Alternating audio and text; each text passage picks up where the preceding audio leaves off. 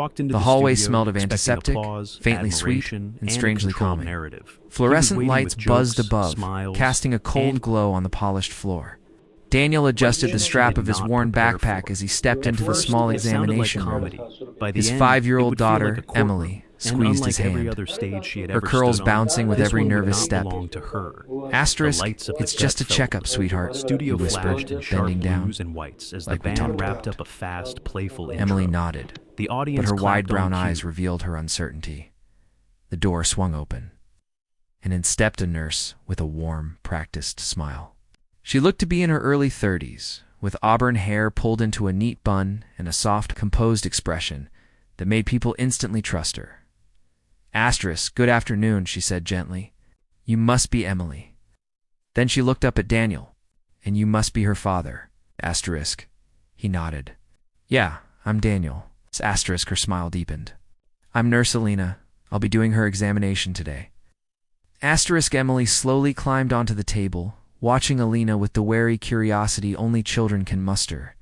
Alina moved calmly, checking her temperature, her pulse, making small jokes that slowly coaxed out a shy giggle from Emily. Daniel exhaled finally. Someone who could make Emily feel safe, asterisk, when the basic tests were done. Alina turned to Daniel. Asterisk now, she said, lightly tapping her clipboard. I just need to ask a few questions. It won't take long.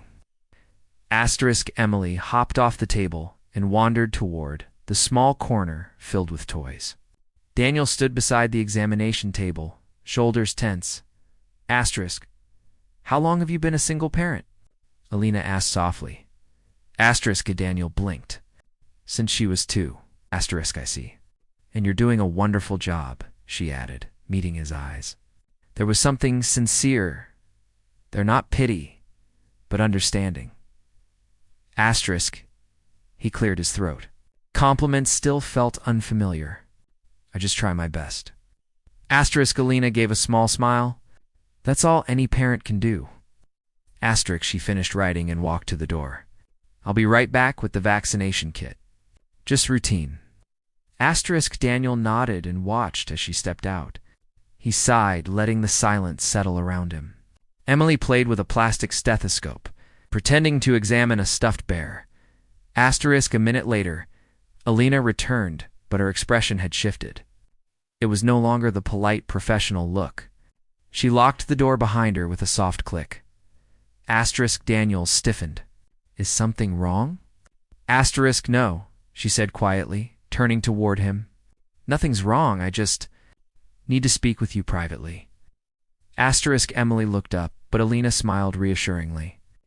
It's okay, sweetheart. Keep playing, dearest.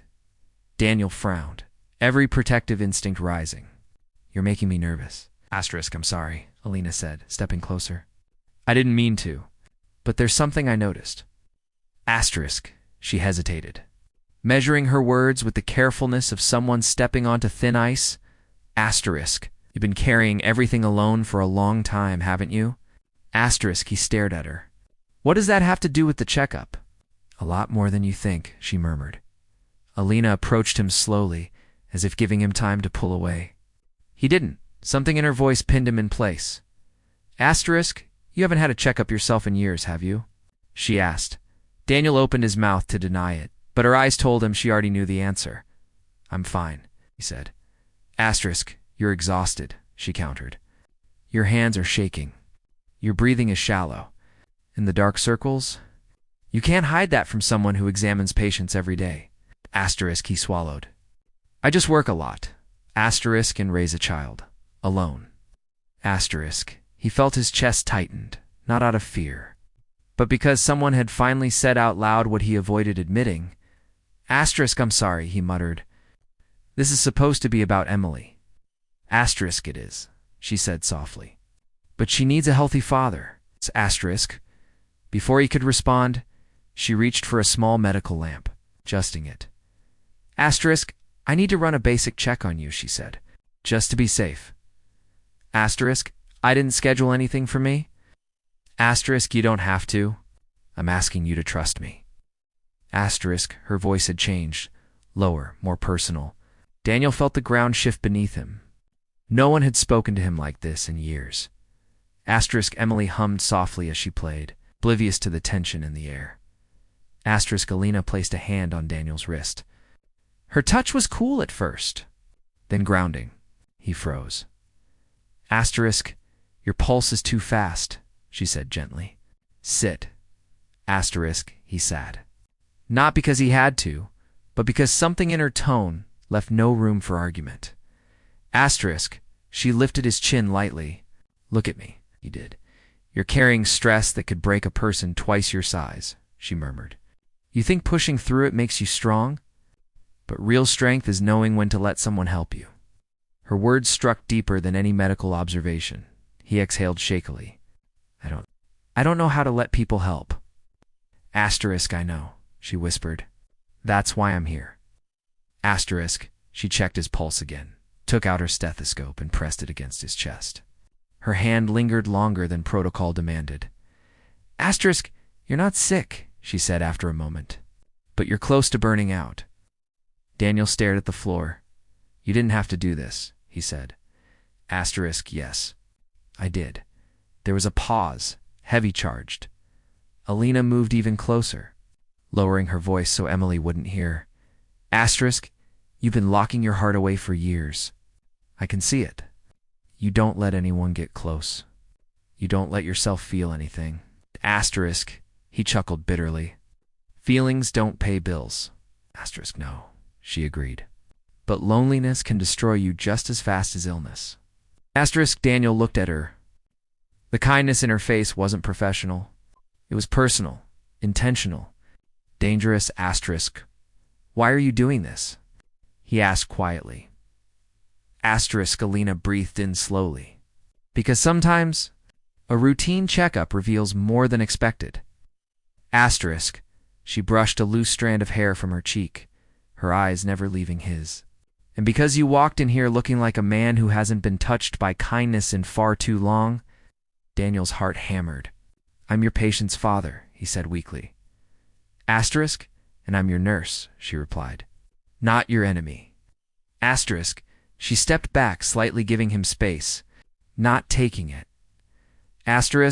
I'm not asking for anything, she added gently. I just want you to be honest with yourself. When was the last time someone looked at you and saw more than responsibility? His throat tightened. He couldn't remember. Alina seemed to read the answer in his silence. Daniel, she said softly, you deserve care too. Emily ran up suddenly, tugging Daniel's pant leg. Daddy, look. The bear is healthy. He scooped her up, grateful for the interruption. That's great, Em. Alina smiled at Emily, then at him soft, almost shy now, as if the moment between them had shifted into something unspoken and fragile. I'll unlock the door now, she said, returning to her composed professional tone. Your daughter needs her final vaccine, and then you're free to go. She opened the door. But before stepping out, she glanced back at Daniel.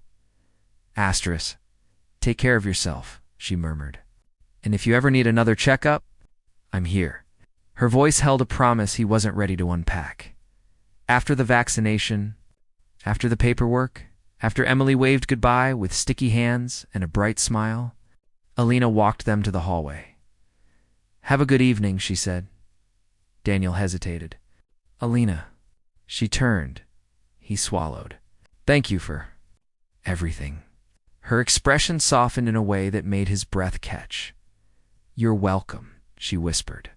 Good night, Daniel, as he carried Emily out of the clinic.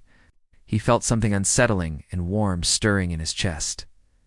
For the first time in years. Someone had stepped past the armor he wore every day, and he hadn't stopped them.